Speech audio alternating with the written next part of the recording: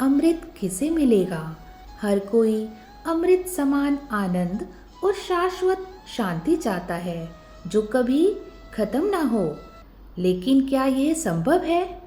जी हाँ दोस्तों, श्रीमद् भगवत गीता के अनुसार इसका सच्चा मार्ग 3 बातों में है। तो आइए आज के 3 श्लोकों को सरल भाषा में समझें और जानें अमृत पाने का सच्चा मार्ग क्या है। नमस्कार दोस्तों, स्वागत है आपका हमारे आध्यात्मिक चैनल गीता सरल रूप @अतुल्य सीख पर। अगर आप पहली बार इस सीरीज को देख रहे हैं तो आपको बता दें कि हम श्रीमद् भगवत गीता के गूढ़ रहस्यों को सरल और जीवन उपयोगी तरीके से समझ रहे हैं। हमने पहले के वीडियो में गीता के पहले अध्याय और दूसरे अध्यायों के श्लोकों की चर्चा की है। अगर आपने वे वीडियो नहीं देखे तो इसे प्लेलिस्ट में जाकर देख सकते हैं। तो आइए अगले 3 श्लोकों की शुरुआत करते हैं। श्रीमद् भगवत गीता अध्याय 2 श्लोक 13। देहिनोऽस्मिन् यथा देहे कौमारै यौवनै जरा तथा देहान्तरप्राप्तिर्धीरस्तत्र न मुह्यति। श्लोक का अर्थ कहता है, जिस प्रकार इस शरीर में जीवात्मा बचपन, यौवन और वृद्धावस्था को प्राप्त होता है, उसी प्रकार मृत्यु के बाद वह अन्य शरीर को प्राप्त करता है। इस सत्य को जो ज्ञानी धीर होते हैं वे कभी मोह में नहीं पड़ते। दोस्तों, इस श्लोक में श्री कृष्ण समझा रहे हैं कि आत्मा नित्य है और शरीर नश्वर। जैसे शरीर के भीतर रहते हुए बाल्य अवस्था से यौवन और फिर वृद्धावस्था आती है, वैसे ही मृत्यु के बाद आत्मा एक नया शरीर धारण करती है।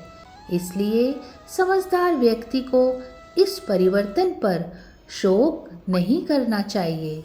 जैसे एक व्यक्ति बचपन से बड़ा होकर युवा और फिर वृद्ध होता है, वैसे ही मृत्यु भी केवल एक शरीर का परिवर्तन है। इसे स्वीकार करना चाहिए, ना कि दुखी होना चाहिए। कलेवर का यह परिवर्तन तब तक चलेगा जब तक परिवर्तन से परे की वस्तु नहीं मिल जाती। इसलिए जीवन में परिवर्तन आने पर धीर बने, ना कि धृतराष्ट्र। धैर्य का नष्ट होना धृतराष्ट्र, गुणों को अनदेखा करना गांधारी और संजय हमारा संयम। हृदय हमारा हस्तिनापुर, जहाँ पर कई प्रकार के विकार उत्पन्न होते हैं। दुर्योधन हमारी दुष्ट वृत्तियाँ और पांडु हमारी पुण्य वृत्तियाँ। गीता अंतर्देश की लड़ाई का चित्रण है। यह मानव शरीर और मन सहित इंद्रियों का समूह युद्ध स्थल है। दोस्तों, हमारे जीवन में धृतराष्ट्र कौन? अगर हम अपने मोह, लालच और पक्षपात को अपने विवेक से ऊपर रखते हैं तो हम भी धृतराष्ट्र जैसे बन जाते हैं। जब भी हम जानते हुए भी गलत का समर्थन करते हैं, जब हम सत्य को नज़रअंदाज करते हैं, तब हमारे भीतर का धीर हार जाता है। गीता में संदेश हमें सिखाता है कि धीर बनो, अंधे मत बनो। सत्य को देखो, स्वीकार करो और धर्म के मार्ग पर चलो। अगर हम मोह और अहंकार को छोड़कर विवेकपूर्ण निर्णय लें तो हम अपने जीवन के कुरुक्षेत्र में विजयी हो सकते हैं। मित्रों, भगवत गीता एक आध्यात्मिक मार्गदर्शक है जो मनुष्य को आसुरी संपत्ति से हटाकर दैवी संपत्ति की ओर ले जाती है और अंततः परमात्मा की प्राप्ति कराती है। श्रीमद् भगवत गीता अध्याय 2 श्लोक 14। मात्रा स्पर्शास्तु कौन्तेय शीतोष्ण सुख दुःखदाः आगमापायिनो नित्यास् तांस्ति तितिक्षस्व भारत। आइए श्लोक का अर्थ समझते हैं। श्री कृष्ण अर्जुन से कहते हैं, हे अर्जुन, सर्दी गर्मी सुख दुख जैसी अनुभूतियाँ इंद्रियों के संपर्क से उत्पन्न होती है और ये अस्थायी होती हैं, इसलिए उन्हें धैर्यपूर्वक सहन करना चाहिए।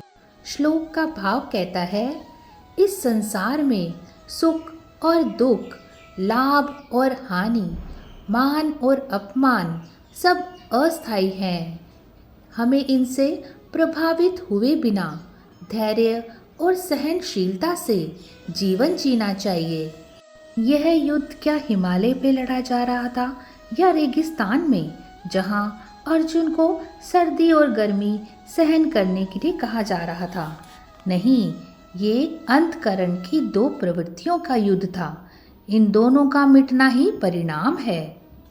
यह श्लोक हमें संदेश देता है, सुख दुख में समभाव बनाए रखें।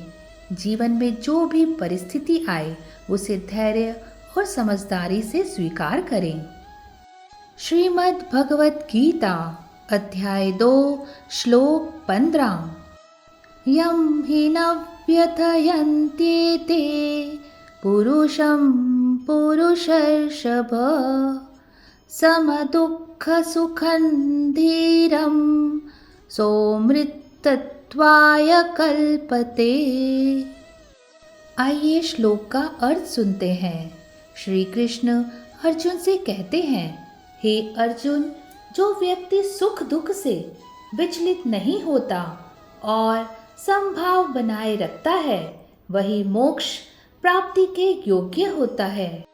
जो व्यक्ति हर परिस्थिति में अडिग रहता है, अपनी प्रशंसा हो या निंदा हो, हमेशा शांत रहता है, भय और मोह से मुक्त होकर कर्म करता है, वही अमृत तत्व मोक्ष को प्राप्त करता है।